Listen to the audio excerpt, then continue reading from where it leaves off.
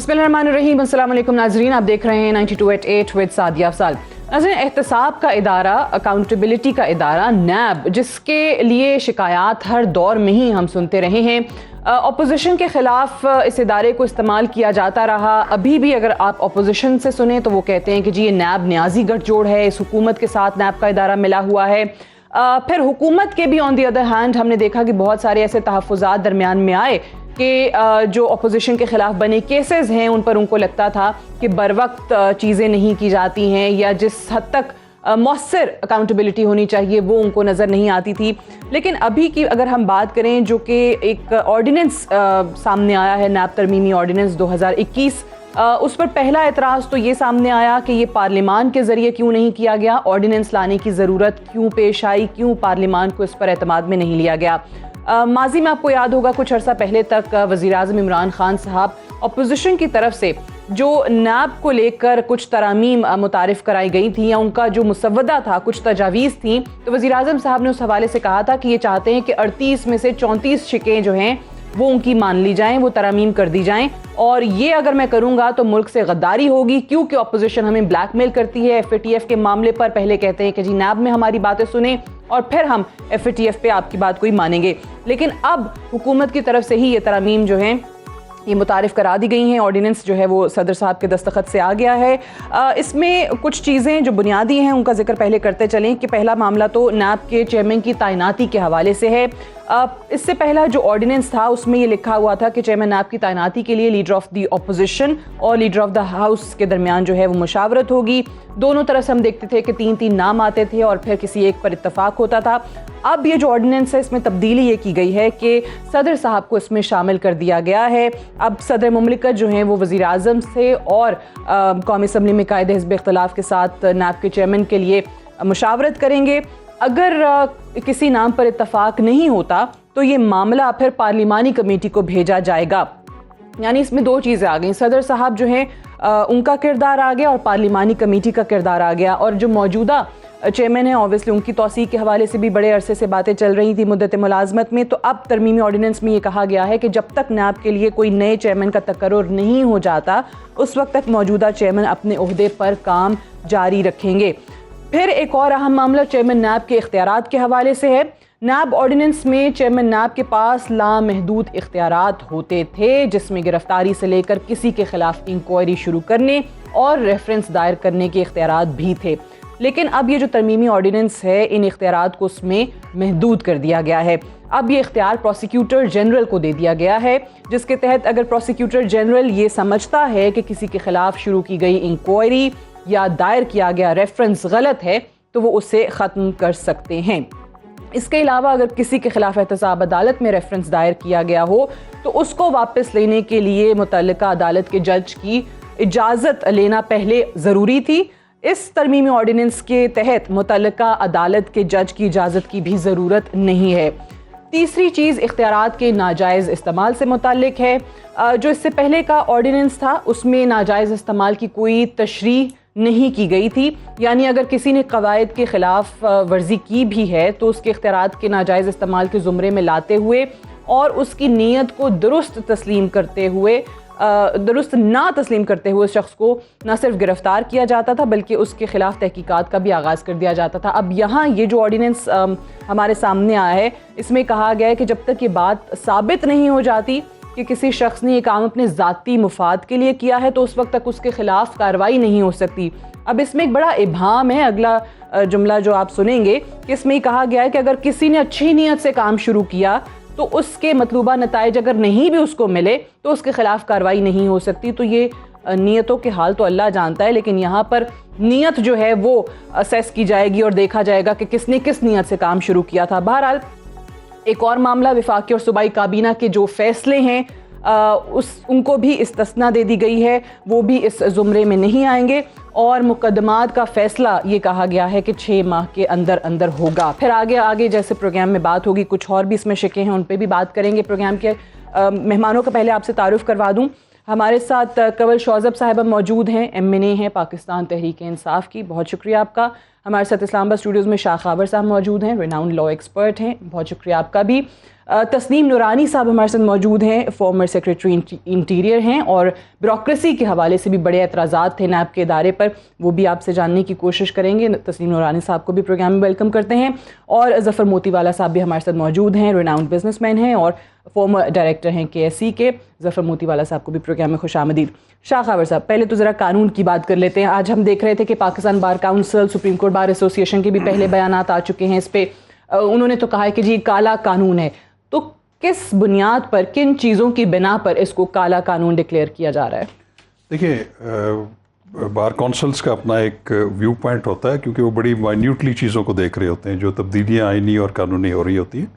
मेरी नज़र में इसमें जो कबाहतें हैं वो ये है कि एक तो अगर आप ऑर्डिनेंस जो कि आर्टिकल 69 से ओरिजिनेट होता है कॉन्स्टिट्यूशन ऑफ पाकिस्तान से, अगर आप उसको देखें तो उसका मानी ये है कि अगर कोई ऐसी सूरत हाल क्रिएट हो जाए और कौमी असम्बली और सेनेट जो है वो सेशन में ना हो और एक एमरजेंसी सूरत हाल पैदा हो जाए जिसमें कानून साजी करना ज़रूरी हो जाए, तो फिर सदर मुमलिकत एक आर्डिनेंस के ज़रिए एक कानून साजी करते हैं। But was it really that emergency? मैं इसी पे बात करूंगा कि ये चूंकि इमरजेंसी नहीं थी, उसकी वजह ये है कि ये पिछले बड़े अरसे से ये डिबेट चल रही थी और ये मीडिया पे भी आ रही थी, इस पर डिस्कशन हो रही थी। इस पे जो हुकूमती वज़रा और जो उनके नुमाइंदगान हैं वो भी ये बात करते रहे थे कि चेयरमैन नैब के जो है वो एक तो कंटिन्यूटी चाहते हैं उसकी, ये तो अंदिया था, और दूसरा ये था कि leader of the opposition specially जो शहबाज शरीफ साहब हैं उनसे वज़ीर-ए-आज़म कभी भी मुशावरत नहीं करेंगे। ठीक है। तो ये चीज़ें तो पीछे से क्रॉप अप हो रही थी, तो इसलिए मैं नहीं समझता कि ये ऑर्डिनेंस ऐसा था कि 2 दिन पहले एक सूरत हाल नहीं थी और 1 दिन पहले ऐसी सूरत हाल आ गई कि जिस एमरजेंट सिचुएशन में ये ऑर्डिनेंस आना चाहिए था। तो मैं समझता हूँ सबसे बड़ी कबाहत ये है। दूसरा ये है इसमें कि इसमें एक जो क्लॉज है वो है कि जो चेयरमैन जो एहतसाब नैब हैं उनकी मुद्दत मियाद तो 4 साल लिखी गई है और उसका जो है वो तरीक़ाकार भी वही है कि प्रेसिडेंट मुशावरत करेंगे लीडर ऑफ द हाउस से और लीडर ऑफ द अपोजिशन से। अगर ऐसा इत्तेफाक ना हो सका तो फिर एक नई पार्लिमानी कमेटी का। फिर उसके बाद ये है कि जो इनकम्बेंट चेयरमैन नैब हैं इसके बारे में एक पर्सनल स्पेसिफिक एक अमेंडमेंट है कि अपनी 4 साल मुद्दत पूरे करने के बाद जो इनकम्बेंट चेयरमैन है, मौजूदा चेयरमैन है, उनको भी मजीद 4 साल के लिए बतौर चेयरमैन कंसिडर किया जा सकता है। तो ये एक एक्सेप्शन क्रिएट की गई है। This is person specific? ये पर्सन स्पेसिफिक है। बाकी इसमें अच्छी चीजें भी बहुत हैं, मैं आपको बताऊं। और अच्छी चीजें ये हैं, चलिए अच्छी चीजों पे भी बात करते हैं क्लॉज बाय क्लॉज। पहले तो ये बड़ा जो एतराज है ये कवल शौकत जी कि वो ये है कि जैसे अभी आपने भी कहा कि जमानत का जो इख्तियार गो के ट्रायल कोर्ट को नैब की अदालत को दे दिया गया है, लेकिन उसमें जितना एक इल्ज़ाम लगाया है, ये एक अमाउंट डिटरमिन की है जिसका फैसला भी अदालत ने करना है, उससे कम श्योरिटी के ऊपर आप किसी को रिलीज नहीं कर सकेंगे। तो इसके भी ऊपर मैं समझता हूँ बार काउंसिल्स ने काफ़ी एतराज़ किया है। चलें कमल शौकत साहिबा अच्छी चीज़ें भी बताएंगे शाह खावर साहब जो उनको इसमें नज़र आ रही हैं, लेकिन पहले जो बुनियादी एतराज़ ये, और पहले इससे पहले भी जो ऑर्डिनेंस आए तब भी आपकी हुकूमत पे ये कहा गया कि पार्लियामान के ज़रिए क्यों नहीं चला रहे, ये ऑर्डिनेंस लाने की क्यों ज़रूरत पेश आती है, और क्या ये वाकई वो इमरजेंसी थी जिसमें आप सेनेट का या कौमी असम्बली का सेशन तो कन्वीन नहीं कर सके लेकिन ऑर्डिनेंस के ज़रिए ये तरमीम ले आए? बिस्मिल्लाहिर्रहमानिर्रहीम। Thank you very much Sadia. Shah Khawar साहब जो हैं बड़े सीनियर आदमी हैं, इनके सामने मुझसे आप लॉ के बारे में सवाल करेंगी। मैं तो ख़ुद इनकी शागिर्दी मानती हूँ, काफ़ी हद तक इनसे गाइडलाइंस लेती हूँ, लेकिन जो पॉइंट्स इन्होंने रेस किए मैं उसका आंसर कर देती हूँ। आई थिंक आइन का जो मेरे पास है आर्टिकल 89 सेक्शन 1 है इसका। आइन की किताब पढ़ने की मुझे सबसे ज़्यादा तलकीन जो है वो शाह खावर साहब भी करते हैं, तो मैं इसलिए मार्क करके रखती हूँ। इसके मुताबिक जो भी चीज़ ऑर्डिनेंस जिसको कहते हैं आती है तो वो इलीगल तो काउंट नहीं होती, एंड कॉन्स्टिट्यूशन के मुताबिक है। दूसरी बात ये कि उन्होंने कहा कि इमरजेंसी नहीं थी। 1999 में नैब का ऑर्डिनेंस आया था, आज 2021 है, 22 साल के बाद भी अगर इमरजेंसी नहीं थी तो इससे ज़्यादा देर हम और कितनी करें। तीसरी बात ये है कि ये पिछले साल भी और उससे पिछले साल भी नैब की रिफॉर्म की डिबेट जनरेट हुई। मैं बता रही हूँ जी, मैं अर्ज कर रही हूँ, मुझे 1 मिनट दीजिएगा सिर्फ, उस पर भी मैं आ रही हूँ। इस पे जब डिबेट जनरेट हुई, ऑर्डिनेंस इसलिए भी लाना पड़ा क्योंकि जिस वक्त रिफॉर्म्स प्रपोज की गई तो उसके बदले में ये आपने भी जिक्र भी किया, ये 34 अमेंडमेंट्स अगर कैमरा दिखा रहा है तो ये आ गई proposed amendments by PMLN and People's Party. और ये प्रपोज्ड अमेंडमेंट्स का प्रोग्राम आप कर चुकी हैं, मैं आपके साथ आके बैठी हुई थी, जिसमें मेरे ख्याल में राना सनाउल्लाह साहब बहुत नाराज भी हुए थे। ये एक्चुअली में ये टोटल 34 जो अमेंडमेंट्स हैं, ये 35 में से या 35 में से वो टूथलेस नैप था, जिसमें इनके अपने जो जितनी लीडरशिप है उसके केसेस ख़त्म करने की सारी बात है। तो 80% रिफॉर्म्स जिस पे अपोजिशन से एग्रीमेंट था उससे वो बैक ऑफ कर गए।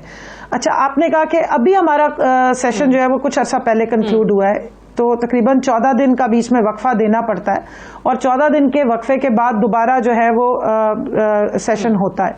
तो अभी हमारा नया पार्लिमानी ईयर भी स्टार्ट हुआ, अभी सेशन कंक्लूड बता हुआ दिया, था। लेकिन यही मैं कह रही हूँ कि यही चीजें वो 14 दिन पहले वाले सेशन में भी आ सकती थी। लेकिन मुझे कमल शौसफ साहब एक चीज आपने भी राना सनाउल्लाह साहब का हवाला दिया, आपको याद होगा उस टाइम पे भी आपने भी कहा था, आपकी हुकूमत के तमाम लोग ये बात करते थे कि आपने अभी दोबारा कहा कि ये टूथलेस इदारा बनाना चाहते हैं। तो यही बात अब वो आपके इस लाए गए ऑर्डिनेंस के हवाले से कह रहे हैं कि इसमें टैक्सेस जो हैं वो उनका मामला निकाल दिया है, गवर्नमेंट या जो भी अथॉरिटीज़ हैं उन पे आप जो है वो पूछगछ नहीं कर सकते हैं।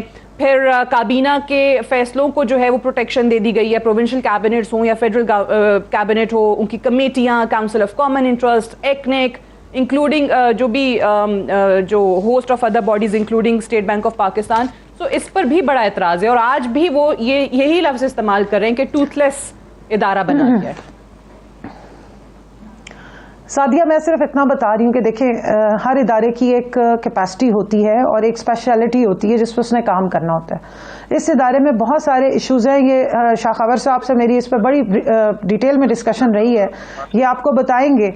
मुख्तलिफ इदारे मौजूद हैं जो टैक्स के एक्सपर्ट हैं, जो दूसरे हैं, और एक स्पेसिफिक उस वक्त भी प्रपोजल दिया गया था कि एक बड़े अमाउंट से नीचे के सारे केसेस FBR या दूसरे जो इदारे हैं जो टैक्स के एक्सपर्ट हैं उनको पूरा करना चाहिए, क्योंकि नैब के प्रोसिक्यूटर्स को या तो इतनी हम कैपेसिटी बिल्डिंग करें। तो ये जो नैब की अमेंडमेंट्स आई हैं, अनफॉर्चुनेटली ये सारी इन्होंने प्रपोज की भी थी। इस वक्त सिर्फ और सिर्फ वो जो क्या कहते हैं कि बुग़्ज़ इमरान में जो इनके इस तरह की बातें आ रही है। दूसरा, मुझे बड़ी खुशी महसूस हो रही है जब ये इस तरह बातें कर रहे हैं, इससे मुझे ये एहसास हो रहा है कि इन्होंने ज़हनी तौर पे कबूल कर लिया है कि आइंदा आने वाले वक्तों में इनमें से किसी की कभी हुकूमत नहीं आने वाली इंशाअल्लाह। लेकिन आप कह रही हैं कि बहुत सारी इसमें वही तजावीज़ हैं जो कि ऑलरेडी ऑपोजिशन की तरफ से प्रपोज की गई थी, वही अमेंडमेंट्स डेलिब्रेशंस में मुझे मैं इनके पार्लियामेंट आ जाती नहीं, इनके जो एक मिनट मुझे सिर्फ क्लियर करने दें सादिया, एक जुमला बोलने दें। जब इनके पार्लिमानी लीडर्स डिलिब्रेशन करते हैं ना कमेटीज में, तो इन पे सारी बातों पे डिबेट होती है। तो हाँ, तो ये कॉमन एक जिस वक्त कॉमन विजडम के तहत और एक जो मुख्तलिफ कंप्लेंट्स आती रही हैं एक अरसे से, जो लकूनास गैप्स थे, उसको आइडेंटिफाई करने के बाद ये किया गया। बिल्कुल टूथलेस इदारा नहीं बनाया गया, बल्कि इसकी परफॉर्मेंस को बेहतर करने के लिए ये सारी चीजें की गई हैं। और जो मैंने खुशखबरी सुनाई है वो साइकोलॉजिकली तो मुझे लग रहा है कि टोटली इन्होंने मान लिया कि एक्नेक में भी कॉमन। नूरानी साहब इजाजत दीजिएगा, कमल साहिबा, तस्नीम नूरानी साहब मुझे बताइए कि ये नैब के पूरे मामलात को लेकर माजी में भी हमने सुना कि उस वक्त के साबिक वजीर आजम नवाज शरीफ साहब भी, उनके वज़रा भी ये बातें किया करते थे जब ब्यूरोक्रेसी के हवाले से कुछ चीज़ होती थी कि जी नैब जो है वो लोगों की पगड़ियां उछाल रहा है, सरकारी अफसरान को तंग किया जाता है बिला वजह। फिर इस हुकूमत के अंदर भी हमने यही चीज़ें सुनी कि लोग जो है वो फाइलें बंद करके सरकारी दफातर में बैठे रहते हैं, वो काम नहीं करना चाहते क्योंकि ये खौफ होता है कि कल को नैब कोई केस बना देगा, गिरफ्तारियां हो जाएंगी। फिर बहुत सारे ऑब्वियसली ऐसे केसेस भी आए। अब ये जो चीज़ें हैं, आपको लगता है कि इसमें जो ब्यूरोक्रेसी है उनके लिए स्पेस थोड़ी ज़्यादा हो जाएगी? देखिए, ये जो ऑर्डिनेंस है जिसमें कि ब्यूरोक्रेसी को प्रोटेक्शन दी गई है, बिजनेसमैन को प्रोटेक्शन दी गई है, ये पहले भी एक दफ़ा आ चुका है और ये एक मेरे ख्याल है 3 महीने चला था या 4 महीने चला था, फिर उसको लैप्स होने दिया था। फिर मुझे नहीं पता क्या वजह थी कि उसको रिन्यू क्यों नहीं किया गया या एक्ट में तब्दील क्यों नहीं किया गया, नंबर 1। नंबर 2 ये है कि ये बड़ी अच्छी चीज़ें हैं बिकॉज डिसीजंस जो गुड फेथ में करता है बंदा, या डिसीजंस जो कमेटीज़ में होती हैं, कैबिनेट में होती हैं या ग्रुप में होती हैं, उनका मकसद यही होता है कि इज्तिमाई सोच और इज्तिमाई जो है वो चीज़, उस पर आप जानते हैं और ये अस्यूम करना कि 15 के 15 बंदे करप्ट हैं, मिल गए हैं आपस में और वो फैसला कर रहे हैं, उसकी वजह से पिछले कई सालों से आपकी हुकूमतें जो हैं वो उन्होंने काम करना छोड़ दिया है, अफसरों ने काम करना छोड़ दिया है। सो इस वजह से ये तो बहुत ओवर ड्यू था और एक दफ़ा आ चुका है। और अब मैं समझता हूँ कि इसको ये चेयरमैन की एक्सटेंशन के सिलसिले में इसके लिए एक धक्का मिल गया कि ये चीज़ फिर वापस आ गई। मगर अगर मैं इस वक्त सर्विस में हूँ तो शायद ये 3 महीने की प्रोटेक्शन मुझे शायद गारंटी अश्योर ना करे कि अगर मुझे ये ना पता हो कि ये 3 महीने के बाद ये ऑर्डिनेंस फिर लैप्स कर जाएगा, और क्योंकि अब चेयरमैन की एक्सटेंशन तो हो जाएगी इस ऑर्डिनेंस के कवर में, मगर क्या ये ऑर्डिनेंस कन्वर्ट होगा इनटू एन एक्ट, और अगर नहीं होगा तो ये सारी चीज़ें जिसमें कि उन्होंने लिखा है कि जी इज्तिमाई, इसमें मोरलेस यही है कि इज्तिमाई committee, ECC, ECNEC, cabinet, council of common interest, ये सारी मीटिंग्स जो हैं इनके कोई भी फैसले जो होंगे उन पे शक नहीं किया जाएगा अनटिल ये साबित हो जाए कि भाई किसी ने उससे फाइनेंशियल फ़ायदा उठाया है। और वो एक प्रोटेक्शन तो है ही है कि अगर किसी ने अगर गुड फेथ में कहता है कि मैंने गुड फेथ में किया है और पता लगे कि 4 बंगले बना लिए या बहुत कोई दौलत जो है उसकी बाहर निकल आई, तो फिर जाहिर उसको पकड़ा जाना चाहिए कि भाई कि तो तुम्हें कैसे हुआ और उसका क्या कनेक्शन है, वो अगर बताया जा सका तो प्रोटेक्शन। अच्छा, मैं तो यही है। जानना चाहती थी, ये मैंने प्रोग्राम के आगाज में भी इसका जिक्र किया था, ये गुड फेथ मतलब ज़ाहिर है कौन कैसे डिफाइन होगा, कैसे पता चलेगा? जो आपने कहा कि कह दे बंदा कि भाई गुड फेथ में किया है, बाद में पता चले कि भाई इतनी प्रॉपर्टी बना ली और इतना सब कुछ किया और अपना फायदा देखा है। देखिए, आप सब गुड फेथ का ये मतलब होता है कि सपोजिंग आपने एक वीट की प्रोक्योरमेंट की, लेट से आप सेक्रेटरी लगे हुए हैं, आपने फैसला किया कि जी हाँ हमें 2 लाख वीट, 4 लाख वीट जो है वो लानी चाहिए, और आपने फैसला कर लिया। पता लगा कि आपकी कैलकुलेशन गलत हो गई और 4 लाख वीट जो है वो सरप्लस हो गई, या आपकी वो कैलकुलेशन कम थी, आपको एक्चुअली 8 लाख मनाना चाहिए था। अब नैब आपको ये कहेगी कि जनाब आपने जो वीट माफिया है उससे मिलके आपने 8 लाख नहीं मंगवाई, आपने सिर्फ 4 लाख मंगवाई है, तो आप तो आ जाए ना दर दरा जेल में बैठे, बिकॉज उससे कीमत जो है वो 15 रुपये बढ़ गई थी। तो उसने तो अपनी उस वक्त की असेसमेंट के मुताबिक ये फैसला किया कि भाई 4 लाख वीट काफ़ी है। कल को जो है उसके खिलाफ केस बन जाएगा कि आपने या ज़्यादा ख़रीद ली या आपने कम ख़रीद ली।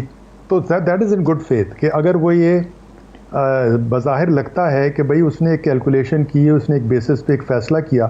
इसी तरह 20 फैसले होते हैं जो एक जजमेंट के बेसिस पे होते हैं, खौफ के बेसिस पे नहीं होते, एग्रेशन के बेसिस पे होते हैं कि भाई मैं ये करूँगा उससे ये फ़ायदा होगा। कई दफ़ा नहीं ठीक होते। तो वो जो फैसले बंद हो गए इसी वजह से कि अफसरान ने कहा कि यार बेशक मैं गुड फेथ में लूँ, बेशक मुल्क की बेहतरी के लिए लूँ, अगर ये ठीक हो गया तो मुझे तो कोई फ़ायदा नहीं होगा, मुझे किसी ने शाबाश नहीं दी, उन्होंने कहा जी रूटीन में है, और अगर गलत हो गया तो मैं जेल में चला जाऊंगा। लेकिन आपने एक बड़ी बुनियादी चीज़ कही जिस पे आगे जाके मैं बात भी करना चाहूँगी कि ये जो 3 महीने के लिए ऑब्वियसली ये वो उस हद तक श्योरिटी या उस हद तक प्रोटेक्शन नहीं है, क्योंकि यही सोचा जाएगा कि अगर 3 महीने के बाद ये फिर लैप्स हो जाता है, इसको रिन्यू नहीं किया जाता, तो वेयर डू वी स्टैंड। मैं ज़फ़र मोतीवाला साहब हमारे साथ मौजूद हैं जी। अच्छा ज़फ़र मोतीवाला साहब, आपसे भी जानना चाहूँगी कि जिस तरीके से पाकिस्तान बिजनेस काउंसिल जो है वो बड़ा इसकी तारीफ़ कर रहे हैं, बिजनेसमैन के ये बड़ा ज़बरदस्त किस्म की प्रोटेक्शन जो है वो दे दी गई है। हमारी भी बड़ी शिकायत होती थी टैक्सेस के मामलात को लेकर, दीगर चीज़ों को लेकर, नैब तंग किया करता था बिजनेसमैन को। आप किन चीज़ों की बुनियाद पर ये समझते हैं कि वाकई में इससे बेहतरी जो है वो आएगी, बिजनेसमैन को प्रोटेक्शन मिलेगा?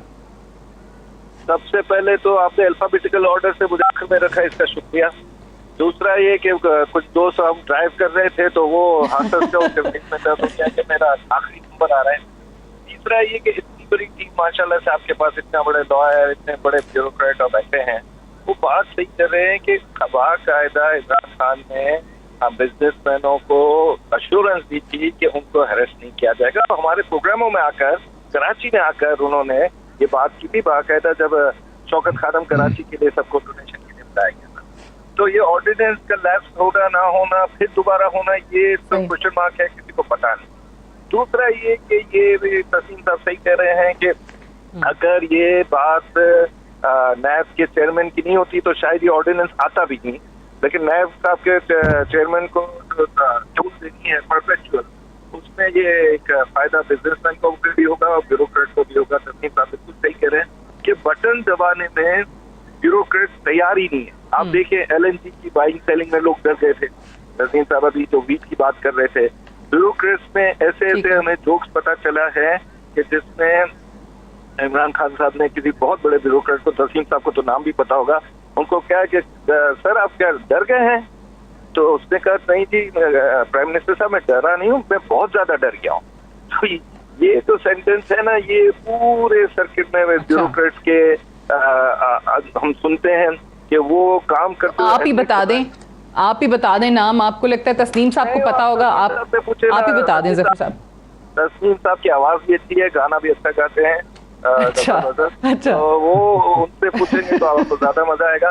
लेकिन जो शाह खामर साहब कह रहे हैं कि बड़ा डीप इसने लोगों को डिवाइड कर दिया है इस ऑर्डिनेंस में, और ये जो प्रेसिडेंट साहब से तो थोड़ा बुलीनेस नजर आ रही है। थोड़ा वो जो स्कूल का नोटी बच्चा नहीं होता कि भाई नहीं मैं नहीं पढ़ूंगा, इस तरह का लग रहा है कि मैं नहीं इनसे बात नहीं करूंगा ऑपोजिशन से। तो ये बैड टेस्ट छोड़ रहा है पॉलिटिकल सर्कल में, ये बैड टेस्ट छोड़ रहा है अपना जो लोग पसंद नहीं करते कि साइन सदर से हो, पार्लियामेंट ना करे। तो मेरे ख्याल में दलीलें दोनों साइड से हैं, बस ये ऑर्डिनेंस कामयाब हो जाए और ये जो मसला है इसमें थोड़ा सा लचक दोनों साइड दिखा दें, टूटलेस एक दूसरे को और ना करें और एक दूसरे से थोड़ा सा कॉर्पोरेट कर लें। एब्सोल्युटली नॉट का वर्ड बहुत हमें तकलीफ देता है, चाहे वो एब्सोल्युटली नॉट हमने USA को कहा है, जिसकी वजह से आप देख रहे हैं कि डॉलर कहाँ पहुंच गया है, महंगाई कहाँ पहुंच गई है। हम एब्सोल्युटली नॉट वाला मुल्क की ताकत हमारी है। हम एब्सोल्युटली मे बी ये वाला मैं हमेशा कहता हूँ जो हमारे जैसे मुल्क को जो परेशान हो, कोविड में परेशान है, इकोनॉमिक प्रॉब्लम्स हैं, अनएम्प्लॉयमेंट है, एजुकेशन है नहीं, अपना खजाना खाली, तो उसको हर जगह पर थोड़ा डिप्लोमेटिक तरीका से चलना पड़ेगा, क्योंकि अभी तो ये कहानी अफगानिस्तान की शुरू हुई है, अभी ये कहाँ जाकर खत्म होगी किसको। बिल्कुल। चलें, आपने कहा कि एक तो आप इस चीज़ से इत्तेफाक करते हैं कि अगर ये चेयरमैन नैब की कहानी ना होती, मामला ना होता, तो ये ऑर्डिनेंस ही नहीं आता। फिर आपने कहा वज़ीर आज़म साहब जो है नोटी बच्चे की तरह बिहेव करते हैं, जो उन्होंने कहा कि अपोजिशन लीडर से वो बात नहीं करेंगे। बैड टेस्ट सियासत में ये ऑर्डिनेंस डेवलप करेगा, ज़फ़र मोतीवाला साहब को ये लगता है। ब्रेक लेनी है मुझे और ब्रेक से वापस आके ज़रा इस पर मज़ीद भी बात करेंगे। ज़फ़र मोतीवाला साहब ने तस्नीम नूरानी साहब की आवाज़ और उनके मौसीकी के शौक़ के हवाले से भी एक इंकशाफ किया और नाम भी उनसे जानने की कोशिश करेंगे। Right after this short break, stay tuned.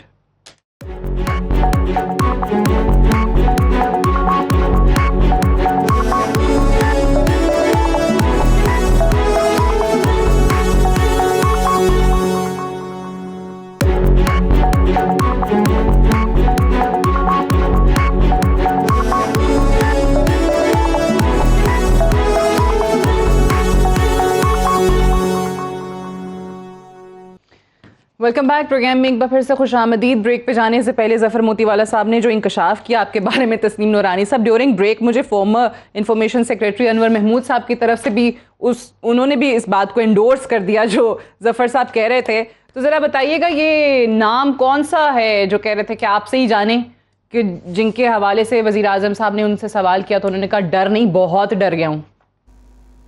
नहीं, मुझे नहीं पता, क्योंकि मैं तो आजकल को इनर सर्कल में नहीं हूँ तो मुझे नहीं पता कि वो, मेरा ख्याल है किसी पेट्रोलियम सेक्रेटरी ने गालिबन कहा होगा कि, और बड़ी अंडरस्टैंडेबल बात है कि क्योंकि नॉट ओनली दैट, मुझे ये ऐसे बंदों का भी पता है कि जिन्होंने जस्ट रिफ्यूज़ कर दिया कि जी हम साइन नहीं करेंगे। क्योंकि देखिए ना, एक तरफ तो ज़्यादा से ज़्यादा क्या है, उसको नौकरी से, अपना पोस्टिंग से हटा देंगे, और दूसरी तरफ ख़तरा क्या है कि अगर वो फैसला करे तो वो अगले 5 साल तक उसकी इज्जत भी जाए और उसकी, क्योंकि मसला हमारा ये नैब का, सरकारी अफसरों का ये है कि कन्विक्शन तो होती नहीं, मगर जो अखबार में ख़बर आ जाती है तो, और जो बदनामी हो जाती है, तो अनलाइक अ पॉलिटिशियन वो अपना दिफा नहीं कर सकता, वो इस किस्म का साइन बना के अदालत में पेश नहीं होता, तो वो उसकी इज्जत तो जो है ना वो उसकी वो बिल्कुल ख़त्म हो जाती है। तो इस वास्ते जिस अफसर ने भी वो कहा है वो बिल्कुल बजा कहा है। There's absolutely no doubt about that. सही कहा। और ये ज़ाहिर है हम बड़े अरसे से सुन रहे हैं, हुकूमत के खुद के लोग जो हैं वो ये मानते हैं कि बहुत सारे लोग जो हैं वो दफ्तरों में काम करने को तैयार नहीं हैं, नैब से डरे हुए हैं, वो शिकायत करते हैं, जैसे हमारी बिजनेस कम्युनिटी शिकायत करती है कि हमें हरास किया जाता है। शाह खबर साहब, तस्नीम नूरानी साहब ने एक और बात की थी जो बहुत इंपॉर्टेंट है कि इसके कितने चांसेस हैं कि ये एक्ट में नहीं तब्दील होता या लैप्स हो जाता है 3-4 महीने के बाद? जी ये बिल्कुल ये बड़ा इंपॉर्टेंट है। जो कोई भी ऑर्डिनेंस जो है वो अगर प्रोमलगेट हो जाता है तो उसकी उम्र 120 दिन होती है। सही है। लेकिन उसको अगर कौमी असम्बली अपने एक करारदाद के ज़रिए अक्सरियत से उसको अगर अप्रूव कर दे तो वो फिर मज़ीद 120 दिन के लिए आगे जो है वो उसकी एक्सटेंशन हो सकती है। लेकिन उसके बाद फिर एक्सटेंशन नहीं हो सकती जब तक उसको एक्ट ऑफ पार्लियामेंट ना बनाया जाए। तो इसलिए 120 दिन के अंदर अंदर इसमें स्पिरिट ये है कि उसको पार्लियामेंट के सामने पेश किया जाए, और जैसे आम कानून साजी होती है दोनों हाउसेज अगर उसको सिंपल मेजॉरिटी से अप्रूव कर लेते हैं तो फिर वो एक्ट ऑफ पार्लियामेंट बन जाएगा। लेकिन अगर वो अप्रूव नहीं होता तो वो उसी वक्त ख़त्म हो जाएगा ऑर्डिनेंस। लेकिन अगर वो 120 दिन में पार्लियामेंट में पेश ही नहीं हुआ या 240 दिन में, तो उसमें क्या होगा, वो भी एक बड़ी टेक्निकल बात है। उसमें जो है ये आइन का एक आर्टिकल है 264, वो इफेक्ट ऑफ रिपील का करता है। और यहाँ पे एक चीज़ बड़ी ज़रूरी है कि ऑर्डिनेंस जो है वो लैप्स नहीं होता, वो रिपील हो जाता है। और जो रिपील्ड लॉ होता है उसकी प्रोटेक्शन है कि उस दौरान जब तक ये ऑर्डिनेंस था जितनी इंक्वायरीज, जितनी प्रोसीडिंग्स, जितने एक्विटल्स, जितनी कन्विक्शंस और जितने फैसले जो हो चुके हैं वो आइन और कानून की नज़र में वो प्रोटेक्टेड हैं, उनको कॉल इनटू क्वेश्चन नहीं किया जा सकता। यानी वो 120 डेज के अंदर, जैसे तस्लीम साहब कह रहे थे कि उसके बाद जाहिर है वो समझेंगे कि इतने अरसे के लिए तो प्रोटेक्शन है, बाद के में नहीं है। आप कह रहे हैं कि उस दौरान जितने फैसले वो बाद में भी प्रोटेक्टेड होंगे। उस दौरान अगर मसलन अगर आज कोई ये एप्लीकेशन दे देता है एक सिविल सर्वेंट कि मेरे खिलाफ मिस यूज ऑफ अथॉरिटी का इल्जाम है, मेरा एक रेफरेंस चल रहा है अकाउंटेबिलिटी कोर्ट में, इस ऑर्डिनेंस के तहत मेरे खिलाफ कोई माली मुनफत की कोई इल्ज़ाम नहीं है, कोई मैंने इस पे मटीरियली बेनिफिट होने का कोई इल्ज़ाम नहीं है, तो लिहाजा मैं कवर हो रहा हूँ इस ऑर्डिनेंस के तहत, तो लिहाजा मुझे एक्विट कर दिया जाए। तो वो एक्विट उसको नोटिस करने के बाद कोर्ट हक बजानिब होगी उसको एक्विट करने के। और जब ये ऑर्डिनेंस लैप्स हो जाएगा तो फिर ये नहीं कहा जा सकेगा कि वो उसका एक्विटल गलत हुआ था, वो अपनी जगह प्रोटेक्टेड है। तो लिहाजा कई दफ़ा अपने ऐसे होता है कि किसी चीज़ के ऊपर हुकूमत कोई ऐसे इकदाम करना चाहती है जिसको वो आईनी प्रोटेक्शन उसका हासिल करना चाहती है, उस पर भी एक ऑर्डिनेंस जारी हो जाता है। और बहुत सारे ऑर्डिनेंसेस ऐसे होते हैं जो कि पार्लियामेंट में पेश ही नहीं होते और 120 डेज के बाद वो रिपील हो जाते हैं। तो उसके दरमियान जितना कार्रवाई होती है वो प्रोटेक्टेड अंडर द लॉ। ठीक है, तो कबल साहब दो चीज़ें, एक तो ये बता दीजिएगा कि पार्लियामान में इसके पेश होने के हवाले से क्या इम्कानात हैं, क्योंकि ऑब्वियसली खदशा जाहिर किया जा रहा है कि ये जिस तरह इन्होंने कहा कि रिपील हो जाएगा 120 डेज के बाद। और दूसरा, अपोजिशन और ख़ुसूसी तौर पे PMLN ये ऐलान कर चुके हैं कि वो आपके इस ऑर्डिनेंस के खिलाफ सुप्रीम कोर्ट जाएंगे। अच्छा देखें, 3-4 चीज़ें हैं, मैं जो मोतीवाला साहब की भी बात को जवाब देना चाह रही हूँ और जो पहले डिस्कशन हुई उस पर मैं क्विकली कमेंट भी कर देती हूँ, इसका भी जवाब दे देती हूँ। 120 डे तो एक उसका नेचुरल कोर्स ऑफ टाइम है, फिर 120 डे वो एक्सटेंडेबल है, 240 डेज होते हैं बेसिकली। और जो रिपील का इन्होंने बताया है राइट, वो जाहिर है वो एक टेक्निकल उसमें है, but government is very serious about it. और जहाँ तक PMLN है उनके, तो मैं समझती हूँ कि ये ड्रामे नहीं ख़त्म होने। 2/3 मेजॉरिटी के साथ अगर उन्होंने नैब में रिफॉर्म्स नहीं की आज तक, 1999 से लेके अब तक उसको काला कानून कह रहे हैं, तो सबसे पहले उनको सबको कान पकड़वा के बैठा देना चाहिए और उनके ये रोने धोने बंद कराने चाहिए। नैब पे जाके पथराव करते हैं, बाकी सारे काम करते हैं, लेकिन जिस वक्त एक सीरियस रिफॉर्म्स की बात आती है तो वो उस वक्त करना नहीं चाहते। शाहिद खाकान अब्बासी साहब बतौर वजीर आजम और बतौर अपनी जो काबीना के फैसले हैं वो उनके बारे में आज तक वो क्यों रोने रोते हैं, फिर जाके क्यों वो CNG और LNG के जो इश्यूज हैं उस पर रोने रो रहे हैं। देखिए, मैं तो पहले आपको कहा कि मुझे लगता है साइकोलॉजिकली ये बहुत अंडर प्रेशर आ गए। इनको लग रहा है कि PTI की हुकूमत जो है वो फॉर एवर हो गई है, सूबों में भी और वफाक में भी। और ब्यूरोक्रेसी तो किसी भी हुकूमत की नहीं होती, ब्यूरोक्रेसी तो स्टेट के साथ काम कर रही है। अब ये नूरानी साहब ने आपको बड़ी अच्छी बात बताई, मैं इसमें सिर्फ एड ऑन कर दूं, उन्होंने बड़ा अच्छी क्लियरली बता दिया। डेटा का प्रॉब्लम आता है क्योंकि आपकी 18वीं तरमीम के बाद बहुत सारे जो डिपार्टमेंट्स हैं और बहुत सारे इदारे जो हैं वो डिवॉल्व कर गए हैं और वो डायरेक्टली सूबों को रिपोर्ट कर रहे होते हैं, जिसमें डेटा कलेक्शन एक मेन चीज़ है। चाहे आपने पॉपुलेशन का लेना हो, चाहे आपने महकमा खुराक का लेना हो, या कोई भी चीज़ हो, फेडरल जो है वो नॉर्मली सर्विस के ऊपर डिपेंड कर रहा होता है। इस वजह से डेटा का गैप है। फेडरल में बैठ के बंदा एस्टिमेशन कर रहा है और जो उसको डेटा भेजा गया है लोकल गवर्नमेंट की तरफ से या सूबों की तरफ से, उसकी बेस पे उसने अगर फैसला कर लिया है, कल को जैसे उन्होंने कहा एस्टिमेशन गलत हो जाती है, आप उसको पकड़ के कहेंगे जी अब ये मुजरिम है, इसको बंद कर दो। इस तरह के केसेस हुए हैं। कई ऐसे ब्यूरोक्रेट्स हैं हमारे बड़े करीबी जानने वाले, बड़े डिसेंट आदमी, 2 साल वो बंदा अंदर बंद रहा है। तो इन सारी चीजों को आगे लेके चलना है हमने। दूसरी बात मैं सिर्फ इतना कह दूं, ये जो नॉटी बॉय की उन्होंने टर्म यूज की, मैं सिर्फ इतना बता दूं, उन्होंने ऑपोजिशन से डिलिब्रेशन पे कोई ना नहीं की है। उन्होंने ऑपोजिशन के लीडर शहबाज शरीफ साहब से बात करने से कहा है। हम उनसे रिक्वेस्ट करेंगे, आप शहबाज शरीफ साहब का कॉन्फ्लिक्ट ऑफ इंटरेस्ट है, वो नैब के साथ इन्वॉल्व है, उनके केसेस चल रहे हैं, आप अपना लीडर चेंज कर लें। अच्छा, एक चीज और मुझे सिर्फ एब्सोल्युटली नॉट पे बात करने दें। देखिए, पीटीआई का जो हमारा मोटो है या जो हमारा मेन जिस पे हम चलते हैं वो है justice, humanity and self esteem, खुददारी। और जो शेर बड़ा मशहूर है, एतायर लाहौती, उस रिस्क से मौत अच्छी जिस रिस्क से आती हो परवाज में कोताही। हमने पहले एब्सोल्युटली नॉट ना कह के जनरल मुशर्रफ के टाइम में डॉलर भी मान लिए और उनके साथ शामिल भी हो गए थे। 80,000 बंदा हमारा मारा गया और 150 अरब रुपए जो है डॉलर, वो हम अपनी इकोनॉमी को हमने डज लगवाई और सेल्फ एस्टीम के तो जो पर खच्चे उड़े वो आज तक हम भुगत रहे हैं।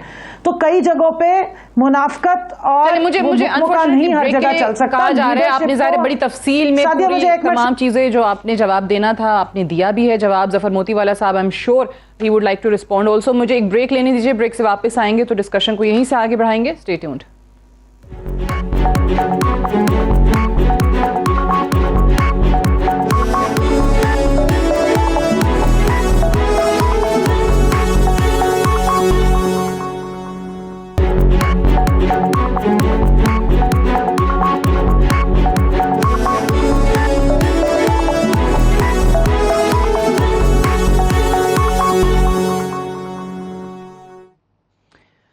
वेलकम बैक प्रोग्राम में एक बार फिर से खुशामदीद। जफर मोतीवाला साहब, आपने आई एम श्योर बात सुन ली होगी कवल शौजब साहिबा ने जो जवाब दिया आपके उस नॉटी बॉय वाली टर्म का और एब्सोल्युटली नॉट का। दूसरा ये कि बार बार कहा जा रहा है, उस वक्त माजी में भी पीएमएलएन की हुकूमत ये बात करती थी कि नैब और पाकिस्तान की इकॉनमी साथ साथ नहीं चल सकते।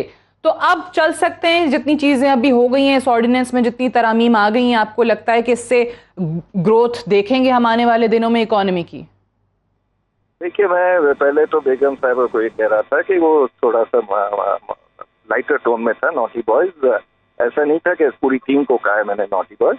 दूसरी बात ये थी कि जो दूसरा पार्ट था, आपने क्या बोला था, ये जो एब्सोल्युटली नॉट, ये एब्सोल्युटली नॉट का जो है ना आइडिया, ये इसलिए लग रहा है कि एक गरीब, एक मुश्किल में मुल्क जो होगा उसको ज्यादा से ज्यादा कॉम्प्रोमाइजेस करने पड़ते हैं, वो उसके लेवल पर मैं बोल रहा था। अब आप जब बोल रही हैं कि नैब और इकोनॉमी साथ नहीं चल सकती, ऐसा कुछ नहीं है। नैब अपना रोल प्ले कर रहा है, जैसे पहले FIA करती थी, दूसरे इदारे करते थे। अब जो है उसमें मेरे ख्याल में तो ज्यादा क्लैरिफिकेशन आ जाएगी।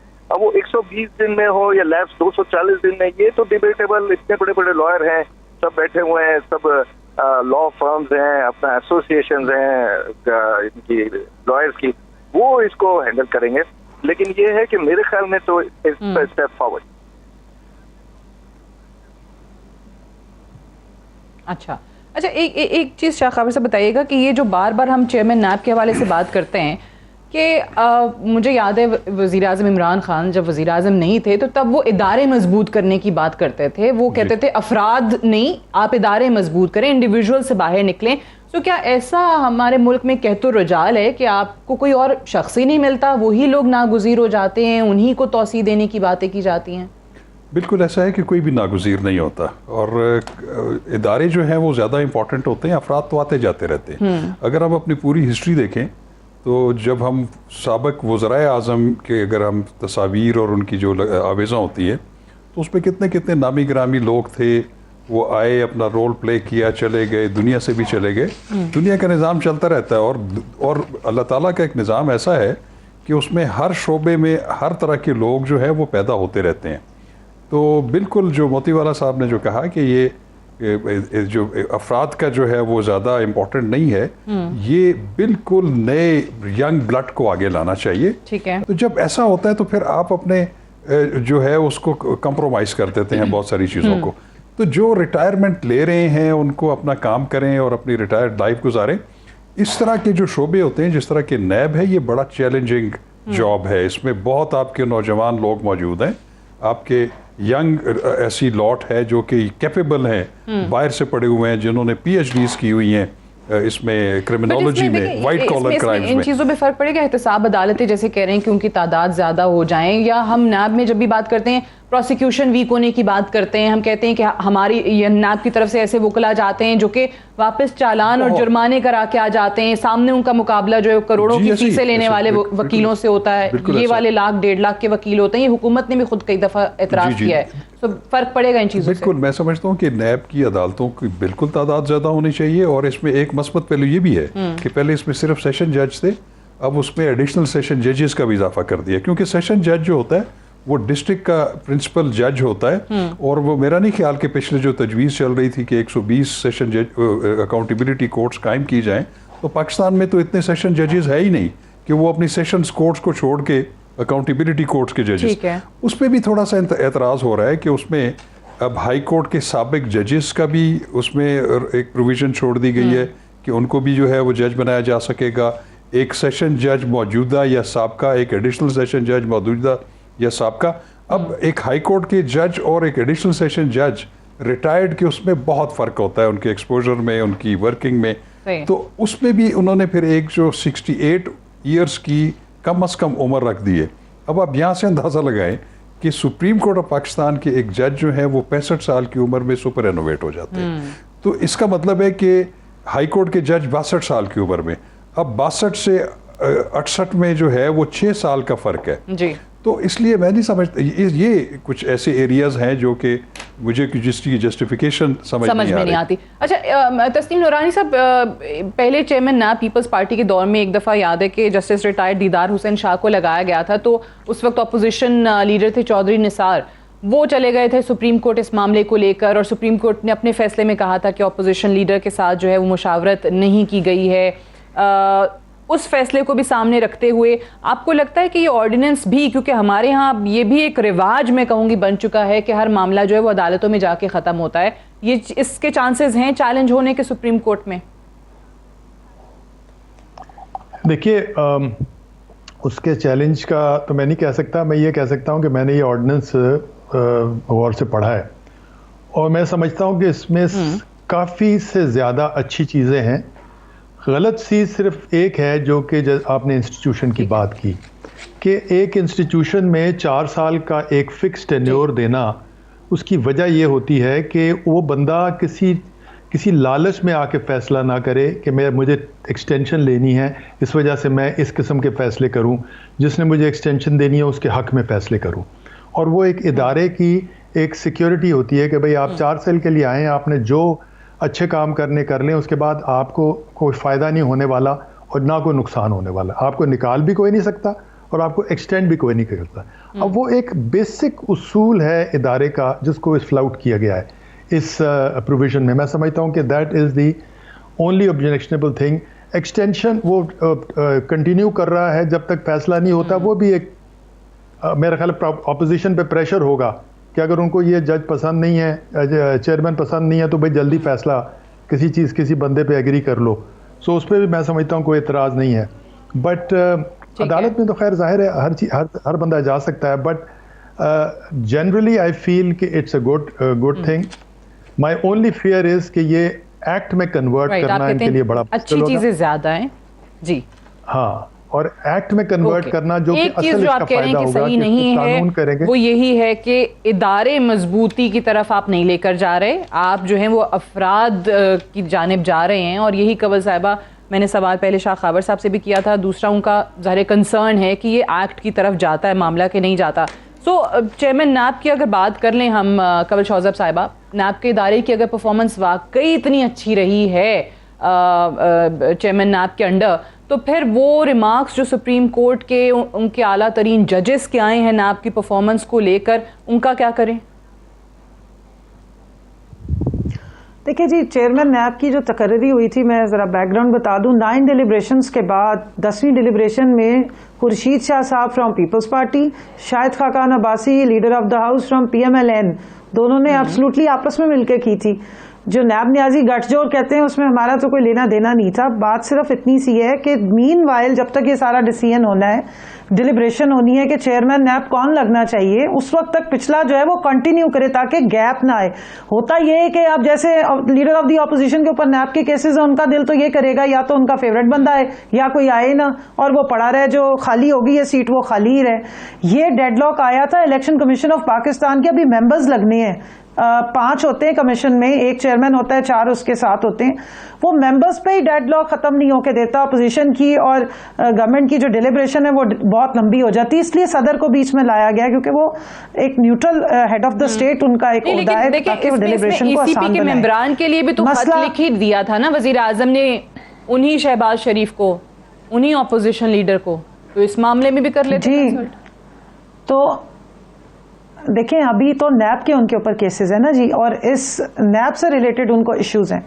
तो एक मॉरल हाई ग्राउंड के लिए ये नैब में तरमीम भी लाई जा रही है कि दोनों में से अगर leader of the house, leader of the opposition, future को देखते हुए एक जेन में जो बेहतर बात आ रही है, अगर उनमें दोनों कोई भी नैब के रडार में है तो वो डिसीजन मेकिंग के लिए मॉरली स्टेप डाउन करे, दूसरे बंदे को ले। ऑपोजिशन को तो रिफ्यूज नहीं कर रहे ना, लीडर ऑफ द ऑपोजिशन को रिफ्यूज नहीं कर रहे, सिर्फ पर्सनैलिटी शहबाज शरीफ की मैटर करी है। उन्होंने पहले एक डेडलॉक लगाई रखा 6 महीने के, जी मैंने लीडर ऑफ द हाउस भी बनना है और वो दूसरी जो PAC है उसकी भी मैंने जो है वो चेयरमैन बनना है। बाद में उन्होंने छोड़ दिया और राना साहब को लगा दिया, राना तनवीर। तो इसमें भी थोड़ा सा हौसला कर लें, अगर एक डेले की करप्शन नहीं की हुई है तो थोड़ा सा दिल मजबूत कर लें। बाकी जहाँ तक शाह खबर साहब या जो नरानी साहब इश्यूज रेज कर रहे हैं या जो मोतीवाला साहब रेज कर रहे हैं, ये तो जब एक्ट बनाने का टाइम आता है या बिल आप लेकर आते हैं उसमें ये छोटी मोटी डिलिब्रेशंस और तरमीम हो जाती हैं। ये अभी तो एक ओवरऑल ऑर्डिनेंस आया ना, इसमें जो भी चीजें बेहतर की जा बेहतर करने का तो हमेशा गुंजाइश होती है। इस तरह की सजेशंस आएंगी, इसको रिकंसिडर भी किया जा सकता है कि एज लिमिट पीछे ले जाएं। टेक्नोलॉजी का इस्तेमाल, मैं खुद पर्सनली समझती हूँ कि टेक्नोलॉजी के इस्तेमाल को प्रमोट करना चाहिए हर चीज में, और स्पेशलिटी या स्पेशलिस्ट को इसके अंदर हर जगह पे आना चाहिए ताकि उसमें वो जो एक एम्बिग्विटी है या कैपेसिटी के सीरियस इश्यूज हैं प्रोसिक्यूशन में वो एड्रेस हो सके। मैं चाहूंगी कि जफर मोतीवाला साहब जो हैं वो तजावीज़ भी दें यहाँ पर, क्योंकि उनके ज़ाहिर कंसर्न सामने आए हैं। लेकिन एक और चीज़ भी जो खदशा जाहिर किया जाता है कि आज एक हुकूमत है, एक ऑर्डिनेंस लेकर आई है, कल कोई और हुकूमत आती है, वो इसी नैब के हवाले से कोई और ऑर्डिनेंस ले आती है। आज अब कहते हैं कि अगले चेयरमैन की तैनाती तक यही कंटिन्यू करें, कल को कोई और आके कहे नहीं अगले 4 साल या 6 साल 8 साल कंटिन्यू करें, तो फिर ये कहीं चीज़ रुकेगी नहीं, फिर ऑब्वियसली चैलेंज ऐसे कोर्टों में होती रहेगी। जफर मोतीवाला साहब, आपकी तरफ से ज़रा तजावीज़ पे आ जाइए कि क्या चीजें ऐसी हैं जिससे आपको लगता है कि ये बेहतरी की तरफ लेकर जा सकते हैं इस इदारे को? देखिए, अभी बेगम साहब कह रही थी और सही है कि अभी तो ऑर्डिनेंस आया है, इसके बाद सजेशंस भी आएंगे, बड़े बड़े थिंक टैंक भी यहाँ बैठे हुए हैं, वो लोग देखेंगे इसको वेटेड करेंगे किस तरह इसको हैंडल करना है। लेकिन ये जो टसल चल रही है गवर्नमेंट और ऑपोजिशन में, ये टसल इतनी बढ़ गई है नैब के इशू पर कि ये चलता काम भी खराब हो सकता है। ये भाई सजेशन तो बार बार यही है कि किसी भी तरह इसमें दोनों साइड इजी पॉइंट लें और ठंडे दिल से चाहे जो जिससे डिस्कशन करना चाहे वो करे और लेट्स मूव ऑन, जैसे कहते हैं ना कि आगे बढ़े।